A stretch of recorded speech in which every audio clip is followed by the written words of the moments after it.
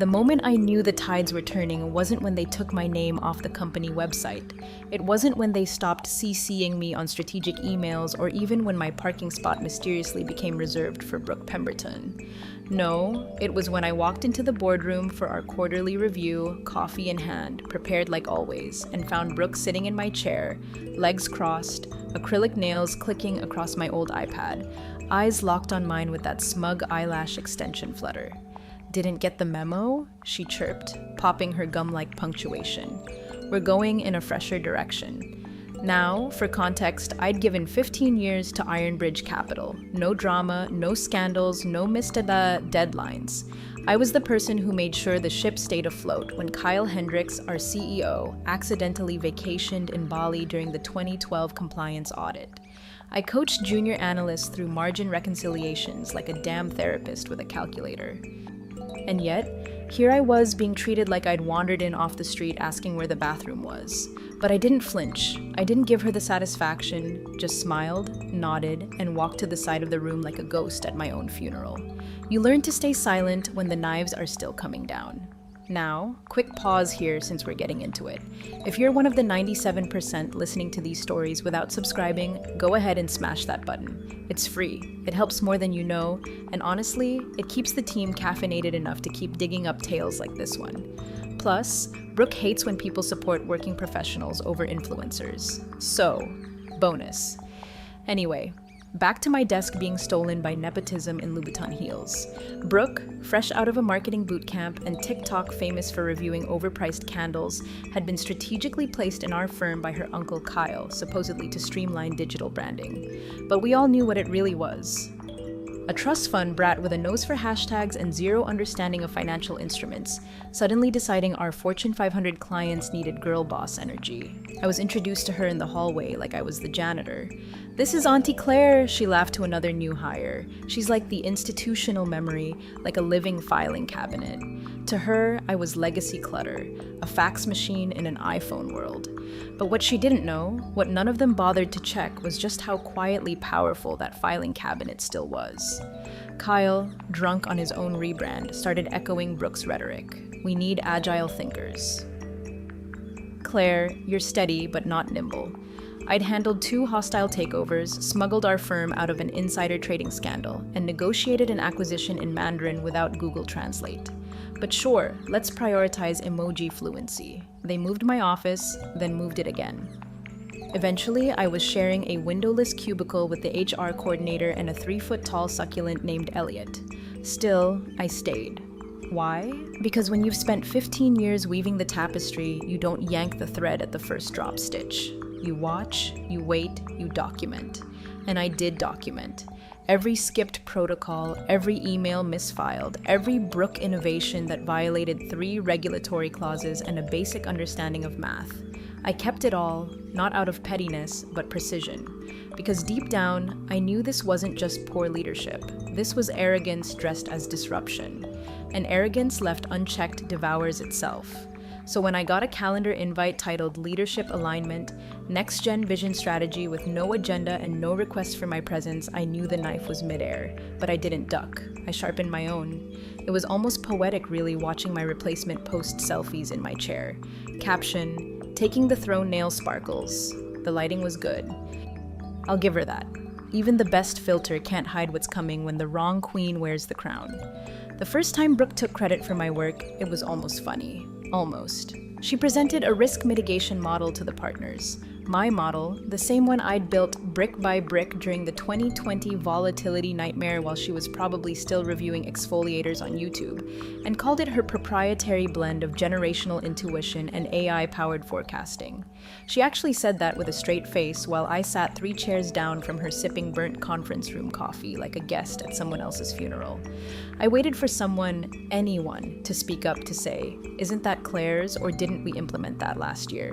But no, just a sea of nods. One partner even muttering brilliant under his breath like he hadn't once called me the firm's quiet shield. I didn't say a word, not because I was scared, because I was watching. Next week, she gave an all-hands culture sync where she literally opened with a slideshow titled Old School versus Bold Cool. Guess which side of the screen I ended up on? Spoiler, I was represented by a gray filing cabinet and a frowny face. She didn't say my name, but she didn't have to. Half the staff glanced at me when she clicked to slide 4. We've outgrown caution. She'd only been there 3 months. Then came the restructuring rumors. Quiet at first, whispers in the elevator, Slack channels suddenly set to private. A spreadsheet I maintained for over a decade, tracking high net worth accounts, deadlines, compliance flags, was suddenly migrated to her team without a single heads up. When I logged in, I found access revoked and my name scrubbed from the file history like I'd never existed. That's when I knew this wasn't just career cannibalism. This was erasure. I approached Kyle casually, I thought. After the Q2 strategy meeting where Brooke pitched turning our internal reports into bite-sized trend recaps with emojis, he didn't look up from his phone. Look, Claire, he sighed. You've always been a good steward of our legacy systems, but let's be honest. We're not in the stewardship era anymore. We're in the scaling era. Brooke speaks the language. You translate. Translate what exactly? I asked, voice even. He smiled. One of those thin, patronizing, uptown Charlotte smirks that comes with a trust fund and no consequences pedigree. You're not a queen. You're infrastructure. Don't take this personal. I wanted to laugh. Not a queen, buddy. I had kept this kingdom from burning when your offshore account had a naming error that could have tanked the entire merger. But again, I didn't rage. I didn't cry. I noted it. Tucked it into the mental ledger I was quietly building like a war accountant. The final straw came wrapped in beige legal. I was reviewing an internal memo about the upcoming merger, the same one I'd helped architect back when we were still pretending to be value first. It outlined officer signatories, authorizations, operational oversight. My name wasn't on it. That might not have shocked me, except it used to be legally. In fact, 6 months ago during a PR scandal that had Kyle hiding under his beach umbrella, I'd been appointed acting managing partner by vote.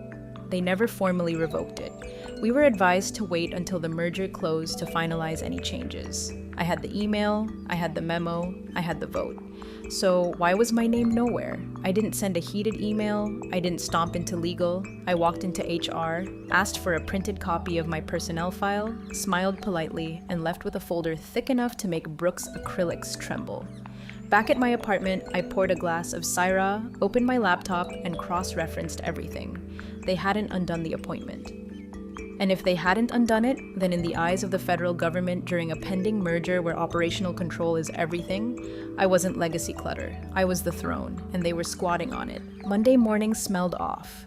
You know that stale hallway funk when something's been sprayed to cover up rot, not clean it? That's what it felt like when I walked through the revolving glass doors of Ironbridge Capital.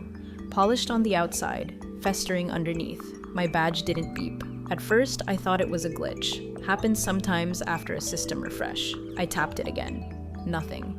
The security guy, new, baby-faced, probably still learning where the bathrooms are, gave me a polite "just wait here" and vanished behind the glass. 10 minutes later, he returned with a tight smile and a clipboard. Avoiding eye contact like I was a rabid raccoon someone dared him to shoo out. "I've been asked to escort you upstairs," he said.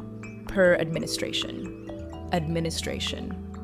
Not my department head, not legal, not even the CEO, just administration. That's how you label garbage day on an org chart. When the elevator doors opened on the 17th floor, I already knew. My office door had been repainted. I don't know how they managed it so fast, but the brass nameplate C. Donovan was gone. In its place, a tiny gold plaque that said Creative Strategy Hub. Inside, Brooke was perched behind my desk like a cat who just pissed in someone else's laundry and dared them to say something. She wore a blazer 2 sizes too trendy and sunglasses indoors like she thought this was her Vogue spread and not a regulatory liability in progress. She didn't even flinch when she saw me. "Oh, hey," she said like we were gym buddies. "Didn't they tell you we're doing a full realignment? Less siloed, more synergistic." You know, she had redecorated my framed photos. My niece graduating, my old mentor shaking my hand at our IPO bell ring gone, replaced by pastel vision boards and an LED sign that said, "Hustle harder." I stared at her, not the decorations. Her, the living embodiment of nepotism in highlighter and eyeliner. She smiled back like we were playing a game only she knew the rules to. Then my phone buzzed. A Slack notification popped up from the company-wide channel. Brooke had posted a selfie. Sitting at my desk, mug in hand, feet kicked up on the hardwood. Caption, Took the throne. Crown nail sparkles, hashtag new era, hashtag boss vibes. There it was. The moment my replacement stopped being theoretical and became a JPEG with 42 reactions and 3 heart emojis from interns who didn't know better. I didn't lash out, didn't scream. That's what they expected. Meltdown HR incident. Legally clean justification for pushing me out. Instead, I pulled out my phone, took a screenshot of the post. One clean capture proof. Then 2 guys from facilities showed up with that awful sheepish look like they'd been told to escort someone to HR but hadn't practiced the route. "We'll need your badge," one said barely above a whisper. "No explanation?" I asked. "Just protocol," he muttered. "No paperwork, no exit interview, no reason, just protocol." So I handed over the badge, smoothed my jacket, and walked out. Past the executive lounge I designed the budget for. Past the glass hallway I lobbied to have tinted so traders wouldn't pass out in July. Past Brooke's selfie now plastered in the internal newsletter as a fresh start. Outside the sunlight hit different. Not warm, not cold, just honest. I stood there for a moment, letting the weight of 15 years slide off my shoulders like a bad coat. Then I opened my notes app and typed 4 words. Forward 1 email. Wait. Then I smiled because while Brooke was busy posting selfies with my coffee mug, she forgot one thing. That throne she took, it still had my signature welded underneath. I didn't cry, I didn't rage clean, I didn't call a friend to vent into a pint of mint chocolate chip. I went home, kicked off my heels, fed my ancient cat a tuna treat, and turned my dining table into a war desk. 1 pot of coffee and 3 lighting candles later. Ironic, really. Since Brooke's startup idea involved emotionally intelligent candles. I had my personnel file, employment contracts, board memos, and archive Slack threads fanned out like a paper crime scene. The first thing I looked for was the April vote. 6 months ago, when Kyle's vacation photos got leaked alongside some compromising communications with a junior analyst and a suspicious shell company, the board panicked. Needed someone with a clean record and client trust. They didn't even ask. I got a text that read, "Your acting managing partner effective immediately. Paperwork follows. Thank you for being dependable." I remembered the words exactly because that night I toasted myself with boxed wine and microwave popcorn. Buried in my personnel file was the formal notice. Claire Donovan appointed acting managing partner per emergency vote. Effective April 6th. Reversal pending post-review. Except that reversal, it never happened. I checked everything. Email chains, HR updates, quarterly org charts. Nothing revoked it. I even dug up a payroll stub showing the temporary title bump lasted 3 pay cycles and then just quietly disappeared like they hoped no one would notice. But here's the thing. The SEC would notice. See, Ironbridge Capital was mid-merger with an overseas asset manager. That meant everything officer roles, compliance, oversight, operational control had to be declared officially and publicly. If someone holds legal authority during a merger window and the paperwork isn't amended, it's not just an oversight, it's fraud adjacent, and I was still listed. I pulled up the latest Form ADV, the regulatory filing every firm submits to the SEC to identify key partners and controllers. Name: Claire Donovan, Managing Partner, Acting Effective. April 6th, no termination date listed. My pulse slowed, not spiked, slowed, like my body had switched from fight or flight to sniper mode. That throne Brooke posted about still legally mine, which meant every deal she signed, every document she greenlit, every Boss Babe brand partnership she'd been bragging about on LinkedIn, all potentially invalid because she didn't have the authority to sign a damn napkin without my digital blessing. I made one call, not to a lawyer, not to HR. I called Aaron. Aaron Whitaker works at the State Securities Office. We've crossed paths for years. Compliance panels, regulatory briefings, the occasional awkward hotel bar mixer where everyone wears a lanyard and pretends to like crudité. She picked up on the second ring. "Claire," she said, half surprised, "you alive?" "Rumors are flying, live and legally ambiguous," I replied. Quick question. Hypothetically, if someone was still listed as managing partner during a pending merger and that designation was never formally rescinded, then there's still the point of control, she interrupted. If it's in the ADV and not amended, they just cleaning out some files, I said. Thanks, Aaron, she paused. Claire, is there something I should be looking into? not unless Brooke posts another selfie. I hung up. Then I opened a clean Google Doc, titled it Contingency Notice Legal Control Documentation, and began drafting what would become the most polite wrecking ball ever written. The pain was still there. Of course it was. 15 years doesn't vanish because a clown in heels with a ring light steals your chair. But pain, when filtered through precision, that's where the real sharp edges form. Brooke had barely warmed my seat before the glittering circus began. Within a week, Ironbridge Capital's once reliable homepage, clean navy, discreet, morphed into a scrolling nightmare of gradients, buzzwords, and stock photos of Gen Zers in beanies pretending to understand yield curves. The new tagline, capital, culture, crypto. I wish I were kidding. She announced the rollout of a next era activation strategy, which was just a repackaged PowerPoint of my 2022 Q4 growth report, but with words like vibes, ecosystem synergy, and millennial brand intimacy slapped over the charts like mustard on filet mignon. But the crown jewel of her genius NFTs, yes, Brooke, who once misspelled fiscal as physical on a quarterly update, pitched non-fungible tokens to our high net worth clientele, not as investments, no, as bespoke ownership experiences. One pitch deck accidentally forwarded to me by a still loyal junior associate offered clients exclusive digital collectibles tied to financial milestones. You hit $10 million in assets under management. Congrats, you get a holographic Ethereum lion. Achieve portfolio diversification. Here's a 3D animated bull doing yoga. I nearly choked on my coffee. Then the cracks started forming. Two of our oldest clients, both legacy money, both allergic to gimmicks, reached out. One of them, Arthur Sterling III, who still signs emails with sincerely, AS III, forwarded me a message with the subject line, "Thought you'd want to see what your successor thinks I want for my 75th birthday." Attached was Brooke's full client engagement vision, offering him a digital commemorative NFT that read, OG of ROI Money Sparkles, #client goals since the 80s. It came with a link to claim his personalized crypto wallet. The man has never once used an ATM without a handwritten post-it reminder. He wrote, "Claire, is this a joke? I'm pulling my funds if this continues. Do let me know where you land next." I sent a one-line reply. "Sit tight, Arthur. Timing is everything." Then I forwarded a single email, just one. Not to Brooke, not to Kyle, not even to HR, who were still too busy spray painting over their own mistakes. I sent it to Garrett Wells, our firm's in-house legal counsel. Harvard Law wears bow ties, hates surprises more than he hates irregular footnotes. Subject: ADV Officer Confirmation, April 6th, filing body. Hi Garrett. Following recent public-facing changes to firm leadership, I thought it prudent to confirm the current standing of my operational designation as listed in the firm's April 6th filing with the SEC.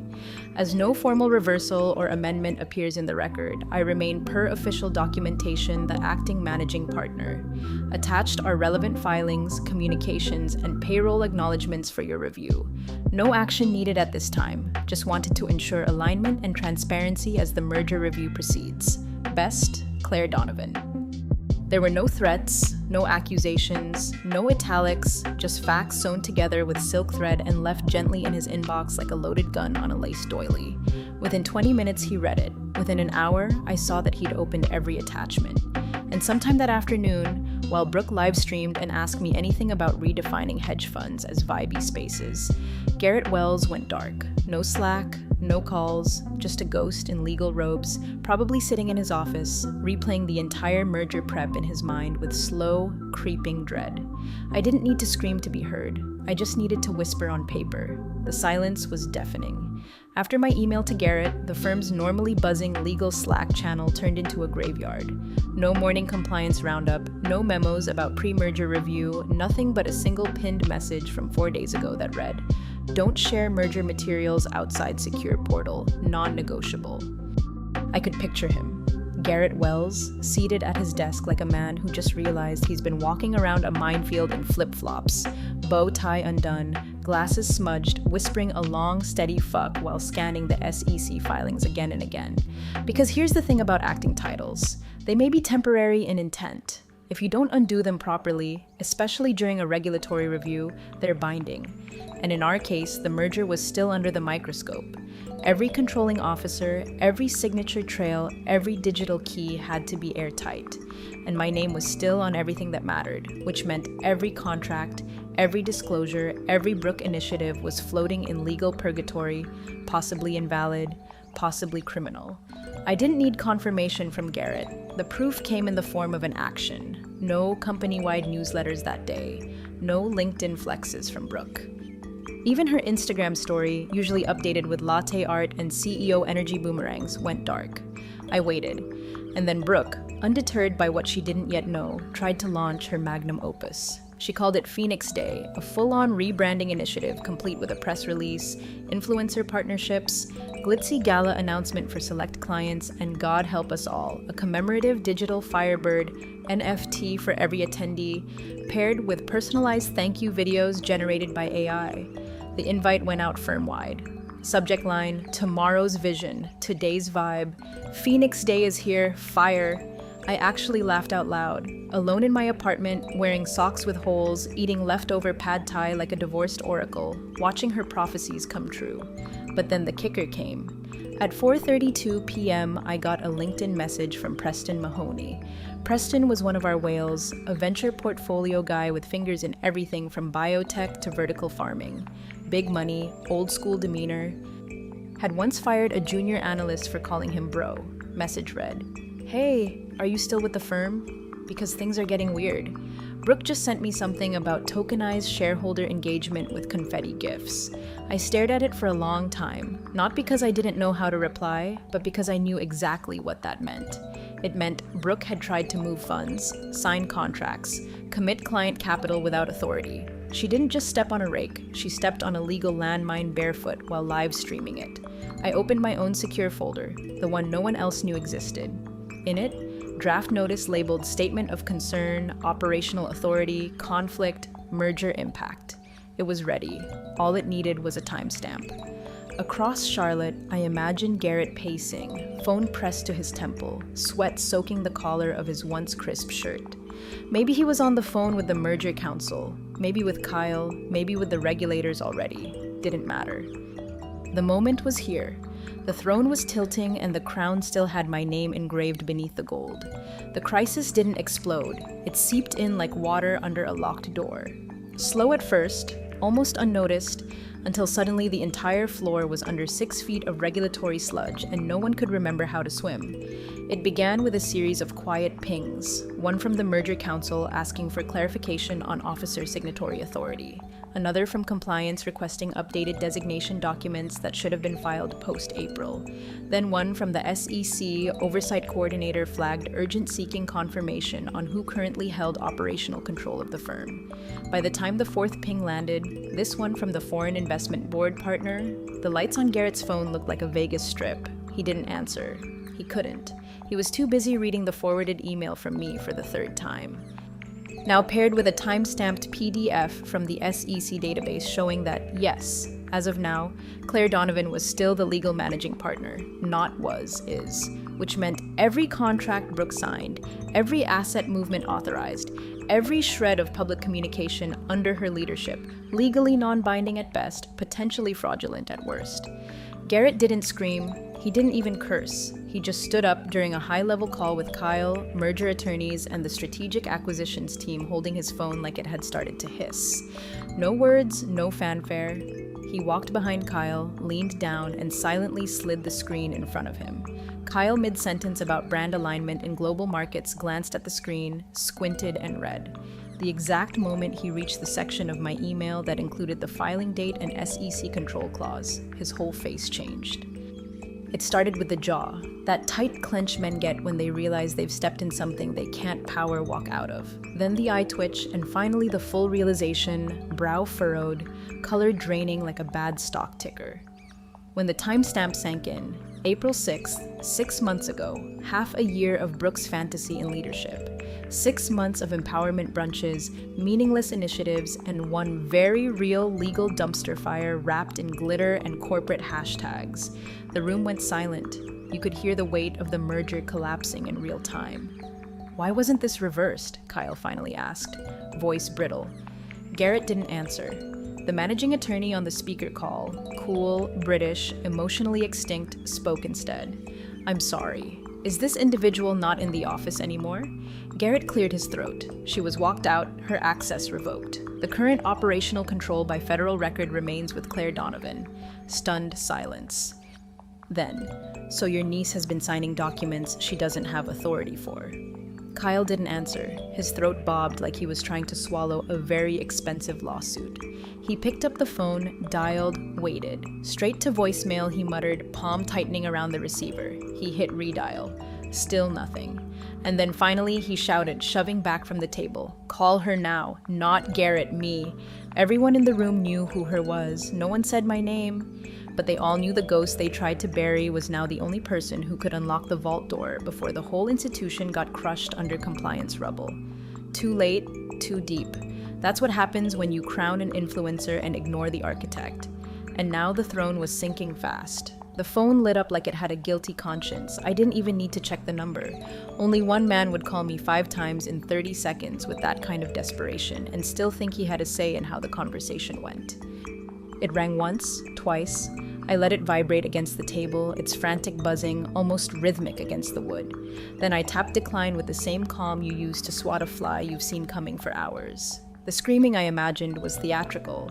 Kyle doesn't speak when he's cornered. He performs, storming down hallways like he's got somewhere to go, throwing words like grenades, hoping one lands with enough panic to reset the room. Call her now. Echoing down the halls like a broken fire alarm no one's sure how to shut off, but I wasn't in the building anymore. I was at my kitchen table, laptop open, herbal tea steaming beside me like a courtroom stenographer to my final act. Click Open folder. Affiliation exit legal templates. Click Document. Formal notice of rescission managing partner authority. Click cursor blinking waiting, to whom it may concern. Per documentation filed and active with the Securities and Exchange Commission, I, Claire Donovan, remain the official acting managing partner of Ironbridge Capital as of the date of this notice. Given the unauthorized and unnotified reassignment of executive authority, material misrepresentation of operational status, the irreversible breach of trust caused by internal leadership, I am formally dissolving my affiliation and fiduciary responsibility to the firm, effective immediately. Compliance violations, if any, resulting from acts committed without my oversight, shall be reviewed under proper regulatory procedure. All supporting documentation is attached. Kindly direct all future correspondence to my legal counsel. No venom, no flare, just scalpel-precise detachment. I reread it once, twice, no typos, no doubt. I clicked export as PDF, attached the file to an email titled Formal Rescission Compliance and Legal Control, and added 3 recipients. Garrett, the SEC liaison, and the firm's merger compliance officer. No Wusita Brooke. She didn't even know which paper crown she just snapped in half. I hit send, and just like that, the trapdoor opened because now Ironbridge Capital was rudderless. The merger legally suspended until a new controlling officer could be formally ratified. Something that by rule can't happen while the last one's status is still under regulatory dispute, which it now was, which meant every pending transaction froze. Every investor disclosure now came with a footnote the size of a tombstone. And Brooke, she was just a girl in heels holding a crown no one recognized anymore. I closed the laptop, took a sip of tea, and smiled. Not from revenge, but from relief, from the sheer precision of it all. I never raised my voice. I never slammed a door. I didn't need to. I was never legacy clutter. I was the system they didn't know they still ran on. It happened faster than anyone expected. Not with a bang, but with a flurry of reply-alls and a single regulatory memo that sent the entire building into slow-motion cardiac arrest. Subject: immediate operational freeze. Chain of control disputed. The SEC made it official. All operations frozen. Client accounts locked pending review. Merger proceedings suspended indefinitely. The firm couldn't even send out a press release without triggering a secondary inquiry. One of our legacy investors, an oil executive with more litigation experience than Brooke had shoes, called his legal team before noon. By 3 p.m., 4 of our largest clients had formally withdrawn pending transfer to competitor firms. Inside, sources told me the boardroom looked like triage, partners on phones, lawyers flipping through contracts with white-knuckled fury, the CFO pale and sweating like he could already hear the quarterly earnings call bleeding in his ears. The merger collapsed the next morning, not postponed, terminated. Acquisition partner issued a public statement citing unexpected governance conflicts and lack of operational clarity. Translation: we almost bought a haunted house. Brooke, of course, was served up as the sacrificial lamb. Press releases whispered about unauthorized initiatives, miscommunication, and departures aligned with new strategic focus.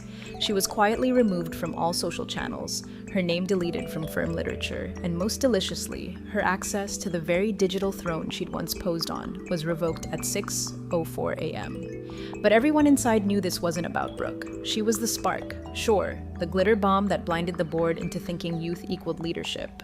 But the real failure, that belonged to the man who brought her in, handed her the keys, and never once checked if the ignition was wired to a detonator. And I was gone before the smoke even rose. Gone, but not silent. That week, I sat in a crisp white blouse, camera on, eyes steady, as I joined a video call with the partners of a rival firm who'd reached out after word spread. Not gossip, respect, the kind that grows in hushed tones from assistants who whisper your name like folklore. They made their pitch. I listened. When they asked what my consulting rate would be, I smiled and named a number that would make my old salary blush. The partner blinked, then laughed. "Worth every penny," he said. As we wrapped up the call, my inbox pinged. Brooke, she'd finally unblocked me, apparently. The subject line, "Are you happy?" There was a screenshot of her infamous throne selfie attached, time-stamped, now just a relic of a kingdom built on gloss and hubris. I hit reply, typed 5 words. "Careful, some thrones are booby-trapped. No sign-off, no need." I hit send, closed my laptop, and poured a drink. And in the quiet hum of my apartment, no chaos, no crisis, just silence earned. I finally exhaled. Fade to black.